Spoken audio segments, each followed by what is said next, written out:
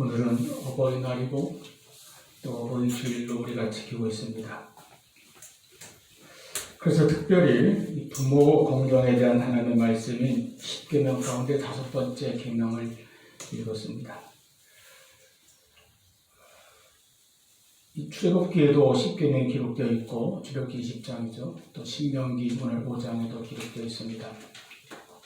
출애굽기에 기록되어 있는 10계명은 모세가 시내산에서 처음 받았을 당시에 기록된 것이고, 이제 신명기 5장은 여러분 말씀드린 것처럼 광야 40년을 다 마친 후에 가나안 땅에 들어가기 직전에 모세가 임종을 앞두고 백성들을 모아놓고 마지막 고별 설교한 내용이 바로 신명기입니다. 그래서 그 안에 이 10계명도 다시 한번 반복되어서 기록되어 있습니다. 우리가 이제 특히 구약성경을 읽다 보면은 출애굽기, 레위기, 민수기, 신명기들에서 하나님의 그 명령, 하나님의 말씀을 가리키는 용어들이 많이 나오는 것을 볼 수 있습니다. 율법, 대표적으로 율법이나 계명 또는 율례, 규례, 법도 이런 표현들이 많이 나와요. 그냥 어렴풋이 다 비슷한 뜻을 가지고 있는 것 같은데 이 용어들의 차이가 뭔지 또 각각의 정확한 그 뜻이 무엇인지를 때로는 잘 모를 수도 있고 그것이 좀 궁금할 수도 있습니다. 궁금하지 않은 분도 계시면 그냥 그러려니 하시면 됩니다. 이런 용어들의 뜻이나 그 구분을 아주 정확하게 알 수는 없습니다. 그래서 그냥 대략적인 구분 정도를 할 수 있는 점입니다. 먼저 율법이라는 말, 가장 대표적이죠. 율법이라는 말은 크게 보아서 하나님의 말씀, 하나님의 가르침이라는 뜻입니다.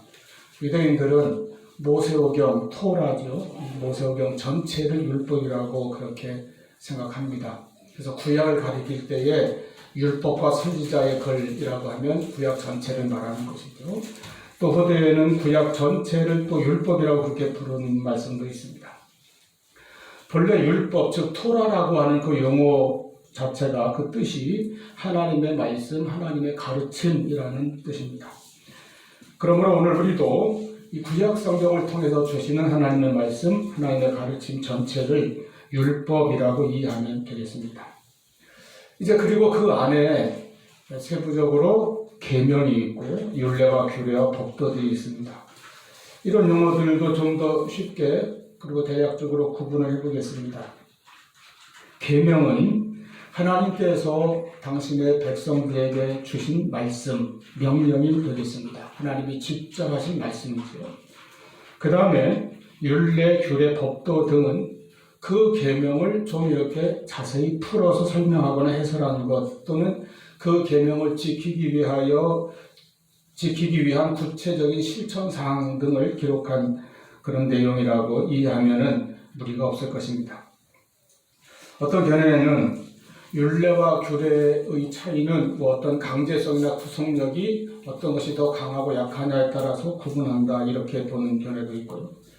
또 율례는 종교법, 즉 하나님을 잘 섬기는 법에 대한 내용이고 이 법도는 사회법, 즉 인간관계, 사회생활에 대한 그런 내용을 담고 있다 이렇게 구분하기도 하는데, 하지만 이런 성경의 단어들에 대한 정확한 정의를 그렇게 딱 구분할 수 있거나 또 그렇게 단정적으로 정의를 내릴 수 있는 것은 아닙니다. 그래서 다시 말씀드리지만은 그냥 대략 그렇다 하는 정도로 여러분이 이해를 하는 것이 좋을 것이고, 포괄적으로 계명은 하나님께서 직접 주신 말씀, 나머지 이제 율례, 규례, 법도 이런 용어들은 그 계명을 좀 풀어 해설하거나 또 적용하기 위한 그런 말씀들이라고 이해하는 것이 좋을 것 같습니다.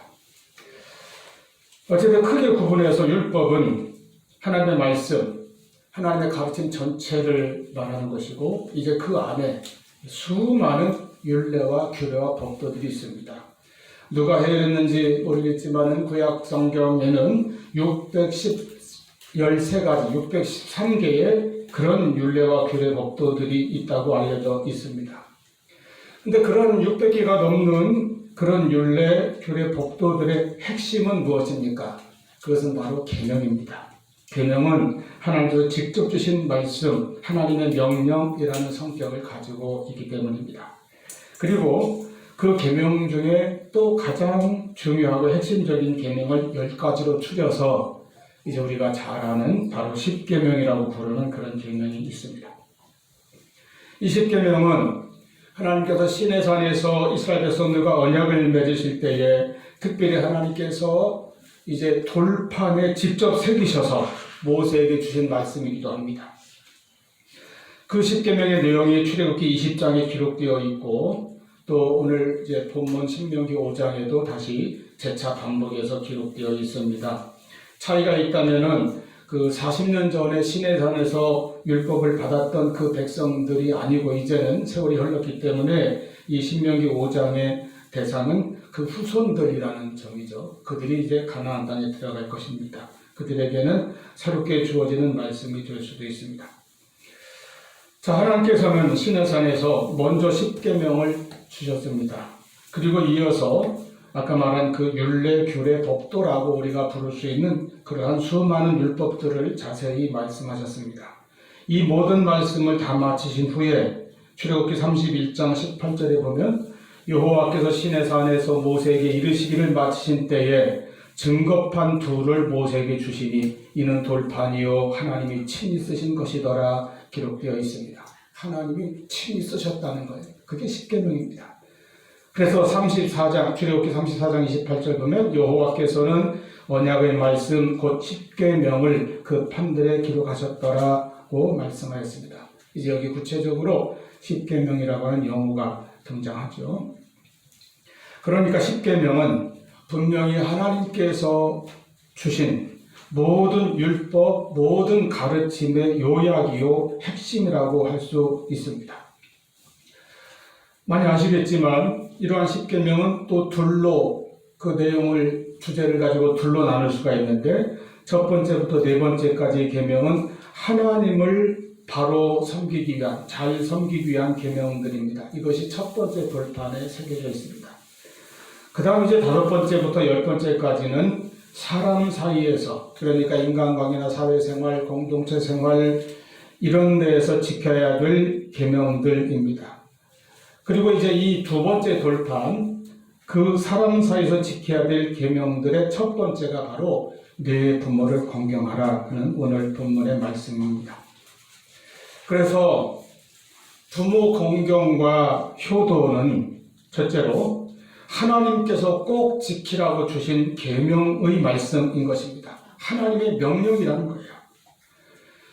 우리 국가나 사회에서도 이렇게 어버이날을 제정하면서까지 부모님 공경할 것을 장려하고 또 학교에서도 어릴 때부터 효도를 가르치고 강조하고 있습니다만 우리 그리스도인들에게는 그보다 더 강력한 효도에 대한 의무가 있습니다.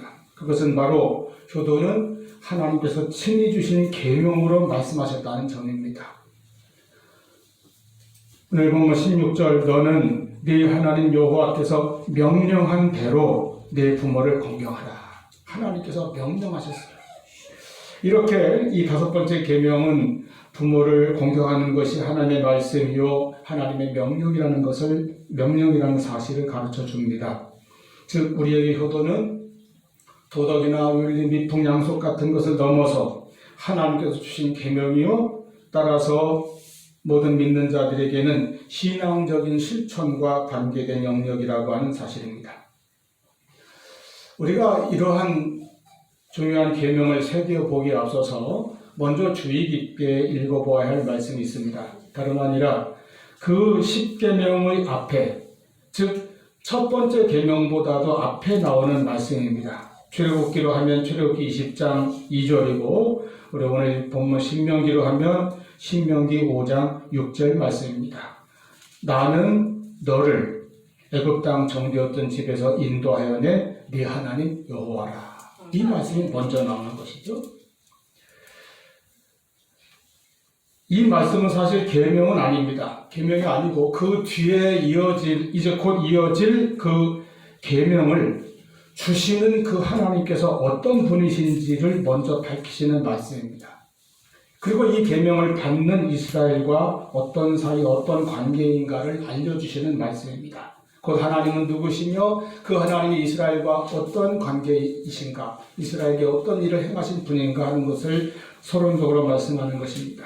구체적으로는 이스라엘을 애굽 땅 종살이하던 그곳에서부터 구원하시고 이끌어내신 분이 하나님이시다 하는 것을, 이 말씀을 먼저 선포합니다. 그리고 이제 십계명이 쭉 이어지는 것이죠. 여기서 우리는 왜 이 같은 말씀을 십계명의 맨 첫머리에 먼저 하셨는가, 그 까닭을 생각해 보지 않을 수 없습니다.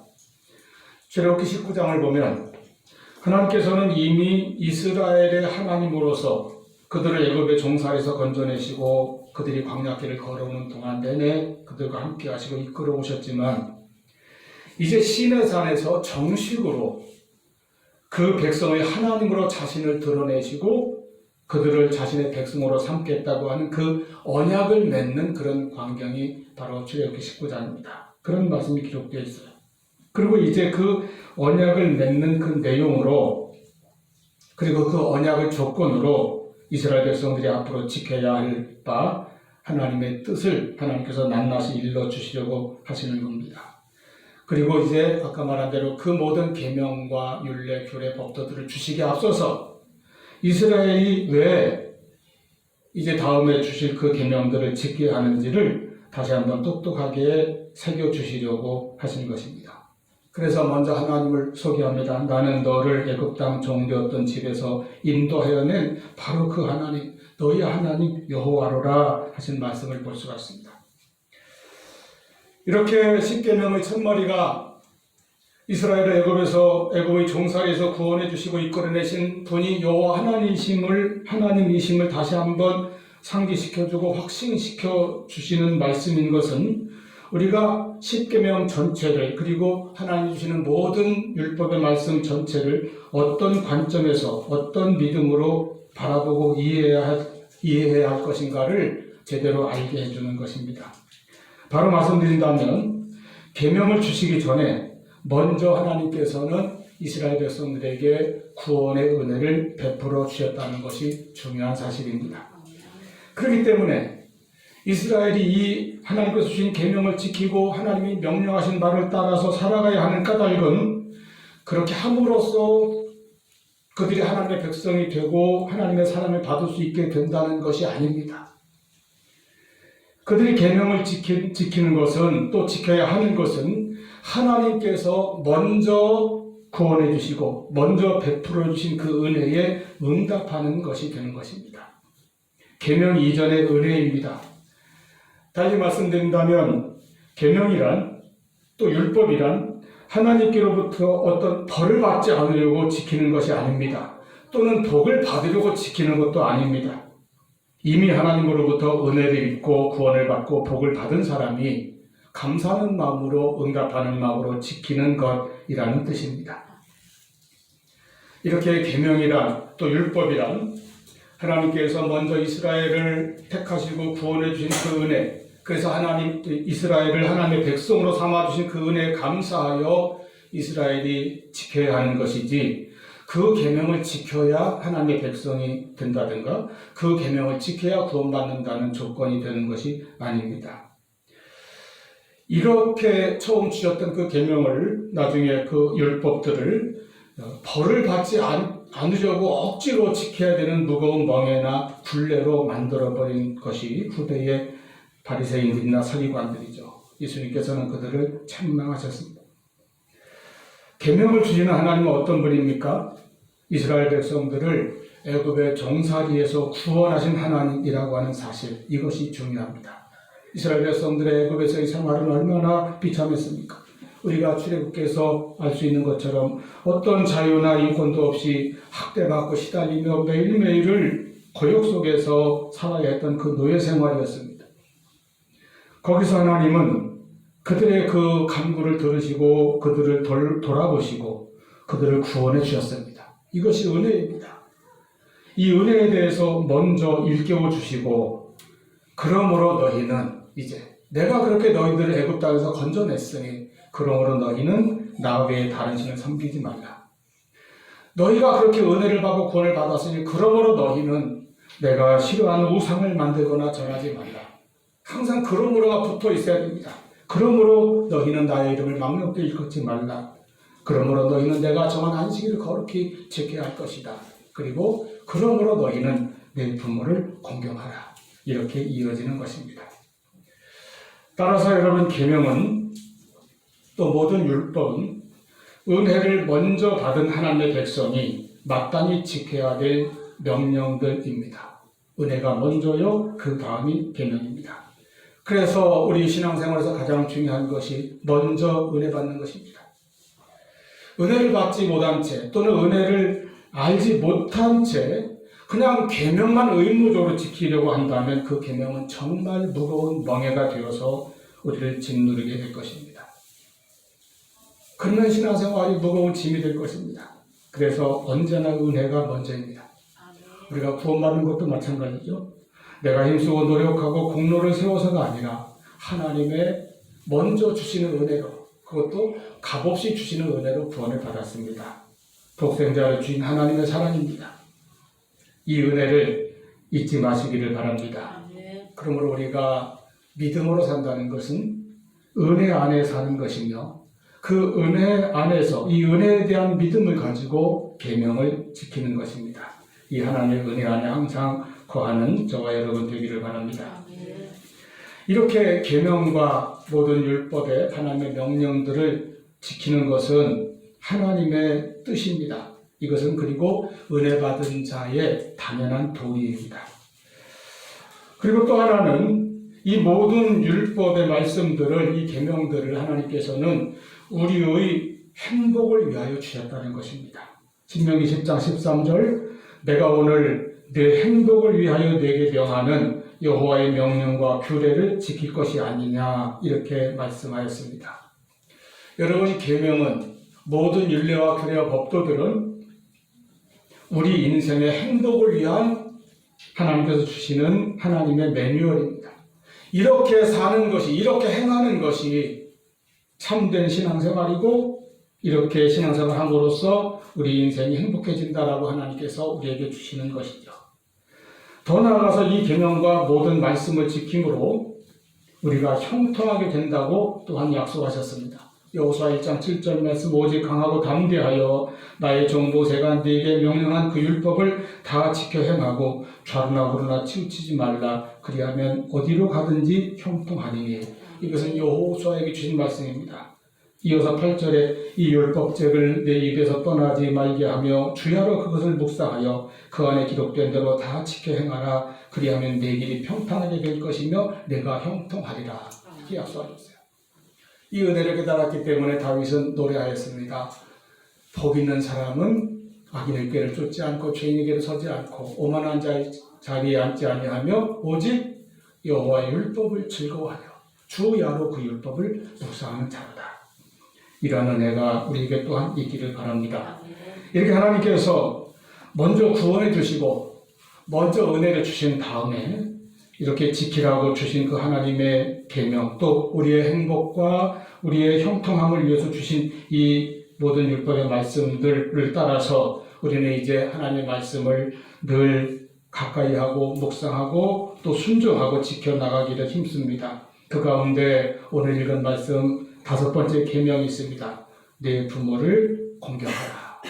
이렇게 부모의 공경과 효도의 자세를 하나님께서는 우리에게 계명으로 주셨다는 것입니다. 하나님의 명령으로 우리에게 말씀하셨습니다.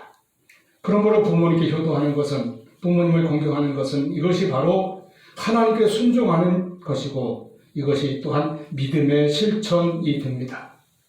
요한일서 4장 20절에 보이는 형제를 사랑하지 아니하는 자가 어떻게 보이지 않는 하나님을 사랑한다 할 수 있느냐, 이렇게 말씀하였습니다.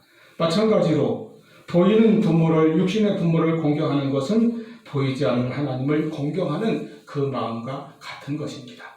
그러므로 우리는 오늘 어버이날을 맞아서 다시 한번 하나님의 말씀으로 돌아가서 하나님이 나에게 주신 계명을 따라서 이 부모 공경의 마음, 효도의 마음을 새롭게 할 수 있기를 바랍니다.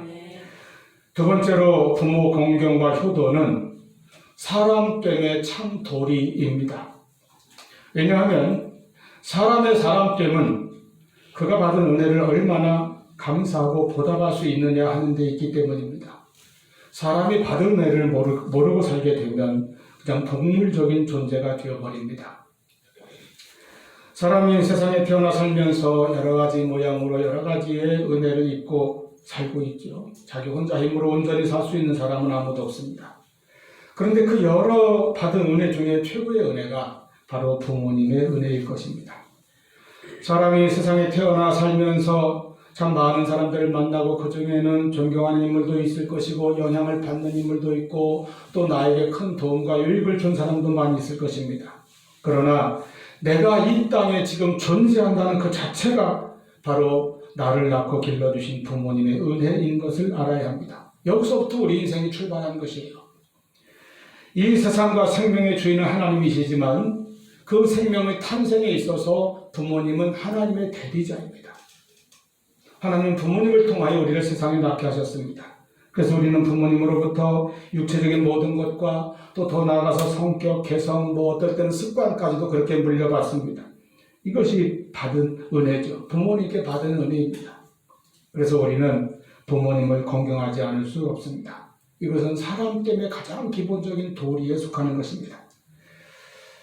인간이 태어나 살아가면서 받은 가장 큰 사랑은 사실은 아무도 기억하지 못하는, 기억될 수가 없는 그런 내산 이전에 대부분 받은 사랑이 가장 큰 사랑입니다. 왜냐하면 그때 우리가 어머니의 사랑과 희생으로 탄생하였고 부모님의 돌봄으로 무사히 성장할 수 있었기 때문입니다. 그런데 우리가 그 사랑을 기억하지 못합니다. 그 시기에 부모님의 사랑이 가장 크고 가장 희생적이지만 기억할 수 없는 시기에 받았기에 모르고 살아가는 사람들이 많습니다.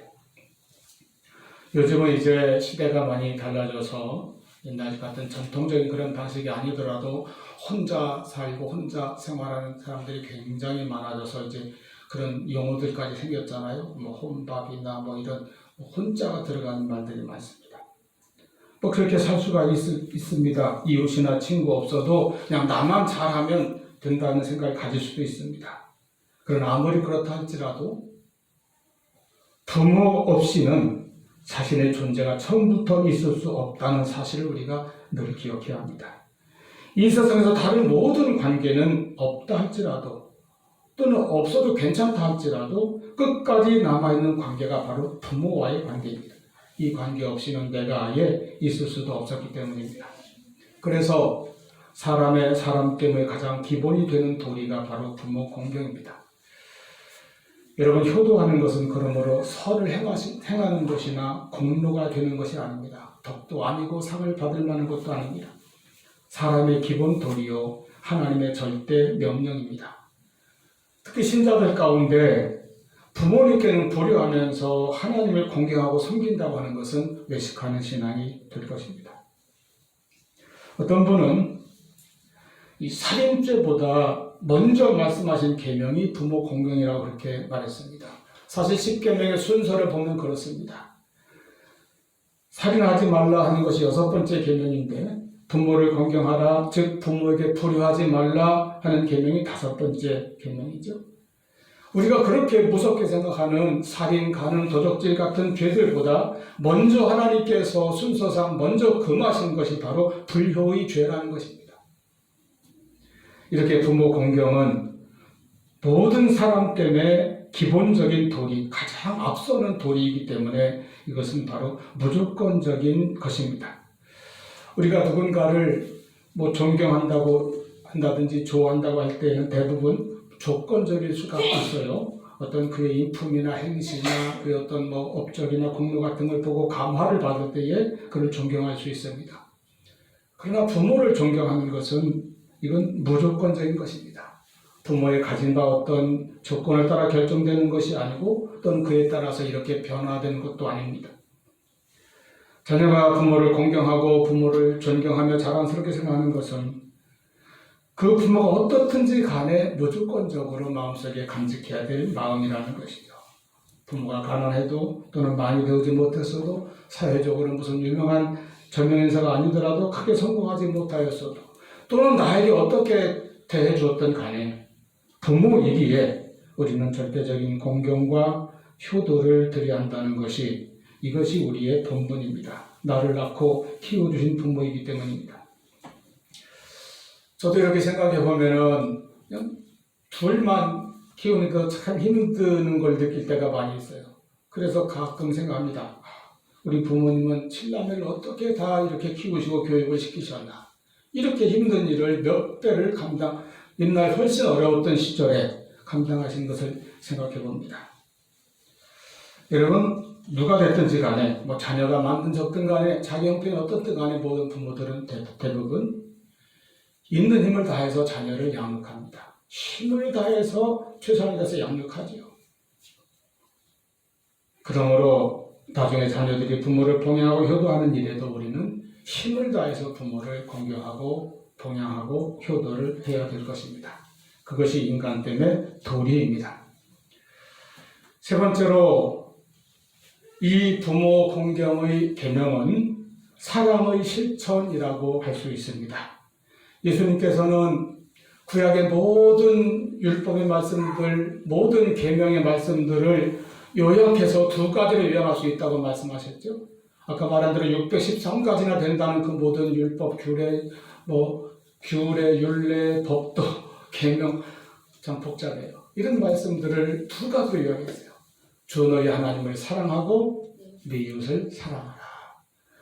그리고 그것을 또 하나로 요약하면 뭐가 됩니까? 결국은 사랑입니다. 자, 그런데 그렇게 주님께서 요약하신 것이 사실은 10계명에 아까 말씀드린 그 성격에 다 나와 있죠. 구분되어 있죠. 두 돌판에 나와 있습니다. 첫 번째 돌판은 하나님을 사랑하는 방법입니다. 하나님을 잘 믿고 섬기는 방법이죠. 그리고 두 번째 돌판이 바로 이웃을 사랑하는 것, 인간관계에서 사랑을 실천하는 것입니다. 그 인간 사랑의 첫 번째가 바로 부모 공경입니다.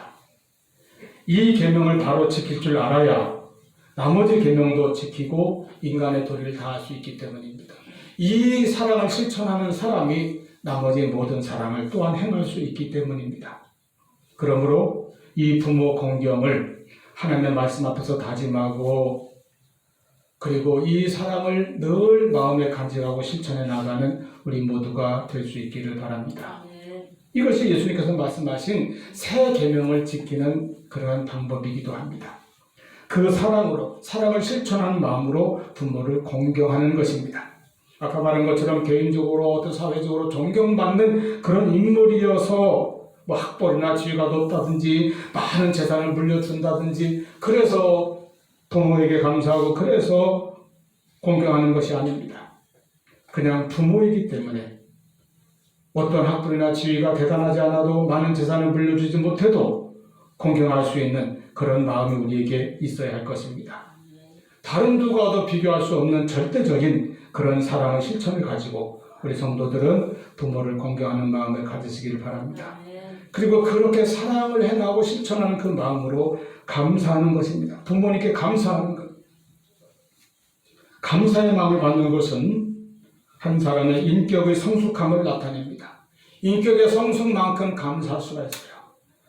자기를 낳아주고 길러주신 부모님께 감사의 마음이 없는 사람이 다른 누구에게 감사할 것입니까? 여러분, 현대인에게 점점 없어지는 이 감사를 잃어버린다는 것은 사실은 큰 죄입니다. 디모데후서 3장 2절에 말세가 되면 마지막 때가 되면 인간 세상에 나타날 무서운 죄악들이 열거되어 있는데 그 가운데 부모를 거역하는 것과 감사하지 않는 것이 나란히 포함되어 있는 걸 볼 수가 있습니다. 그러므로 부모님께 감사하는 마음을 가지는 것이 참된 효도요 사랑의 실천입니다. 또 이와 같은 사랑의 실천은 부모님께 순종하는 것으로 나타납니다. 혹간 있을 수 있는 일이겠지만 어떨 때 보면 이렇게 부모님의 그 희생으로 열심히 뒷바라지해서 많이 배우게 된 그런 자녀들이 장성해서 나중에는 많이 배우지 못한 부모님에게 논리적으로 합리적으로 이렇게 따지고 그래서 불순종하는 그런 경우들도 있습니다. 그러나 하나님의 사람들, 하나님의 백성들은 부모님께 순종하는 것이 참된 효도이고 사랑인 것을 알아야 합니다. 성경에서 이삭이나 요셉이나 부모님께 순종했던 자들이 효도의 본을 보였습니다. 효도는 말로 하는 것이 아니라 순종으로 하는 것이라는 말씀입니다. 그리고 이 부모 공경과 효도의 계명은 이제 에베소 6장 1절에 기록된 대로 약속이 있는 계명이다 하였습니다. 10계명 모두가 다 그냥 지키라고 하였습니다. 우상을 만들지 말라, 안식일을 지키라, 하나님의 망령도 일컫지 말라, 살인하지 말라, 도적질하지 말라, 그냥 무조건 지키라고 하였습니다. 그런데 유일하게 이 5번째 계명에는 네 부모를 공경하라. 그리하면 내가 잘되고 땅에서 장수하리라 하고 그에 따르는 하나님의 상급, 그에 따르는 하나님의 축복이 약속되어 있다고 하는 것입니다. 그래서 약속 있는 계명이라는 거예요. 성경에서 대표적인 순종하고 효도했던 대표적인 인물들 이삭, 요셉, 룻 같은 분들을 보십시오. 모두가 반드시 큰 축복을 받았습니다. 이것은 하나님의 약속이 이루어진 결과입니다. 여러분, 그러므로 우리는 이 예수님께서 말씀하신 대로 이웃을 사랑하는 그 모든 사랑 가운데 첫 번째로 우리가 실천해야 될 부모 공경의 이 효도의 실천을 통해서 사랑을 실천해 나가는 우리 그리스도인들 될 수 있기를 바랍니다. 이런 사랑 가운데 가장 귀하고 중요한 사랑 한 가지가 있는데 그것은 부모님을 전도하여 그 영혼을 구원받게 하는 것입니다. 아무리 살아생전에 섬기기를 잘한다 한들 육신으로 영원히 사는 사람이 없고 모든 인생은 죽음으로 끝이 납니다. 아무리 이 세상에서 잘해드리고 공경하여도 나그네 인생길에서 100년도 못 가고 끝나는 것인데 참된 효도는 무엇입니까? 영생을 얻게 해드리는 것입니다. 이 땅에서는 효도했지만 그 부모님의 영혼이 구원받지 못해 함께 천국에 거하지 못한다면 얼마나 안타깝습니까? 그러므로 부모님의 영혼을 구원받게 한다면 이것은 최상의 효도가 될 것입니다. 부모님이 소중하기 때문에 부모님의 영혼은 더욱 귀중합니다. 그 영혼이 구원 얻도록 우리가 눈물로 기도하고 전도하여 참된 효도를 이루시기를 바랍니다. 어버이날에는 여러 가지 선물로 부모님을 기쁘시게 합니다. 참 받는 부모님이 흐뭇하고 대견한 것이죠. 그런데 우리가 드릴 수 있는 최대의 선물은 바로 영생의 복음이 되어야 할 것입니다. 또 이렇게 좀 형편이 되는 사람들은 부모님에게 좋은 곳으로 효도 공경을 시켜 드릴 수도 있습니다. 그런데 반드시 그 영혼이 천국에 가실 수 있도록 한다면 그것이 세상 최대의 효도 관광이 될 것입니다. 우리가 온갖 진수성찬으로 음식을 대접할 수 있지만 예수님의 생명의 양식, 복음의 양식, 영생의 양식을 드리는 것이 가장 큰 사랑이요 효도가 될 것입니다. 우리 이제 오늘을 다시 한번 주님 앞에서 조용히 돌아보면서 부모님을 진정으로 공경할 것을 하나님의 말씀 앞에서 다짐할 수 있기를 바랍니다. 주님께서 주신 계명을 따라서 그리고 우리 사람 때문에 본분을 따라서 그리고 주님께서 실천하라고 하신 사랑의 마음을 따라서 부모님을 공경하고 효도하는 우리 모두가 될 수 있기를 축원합니다. 기도하시겠습니다.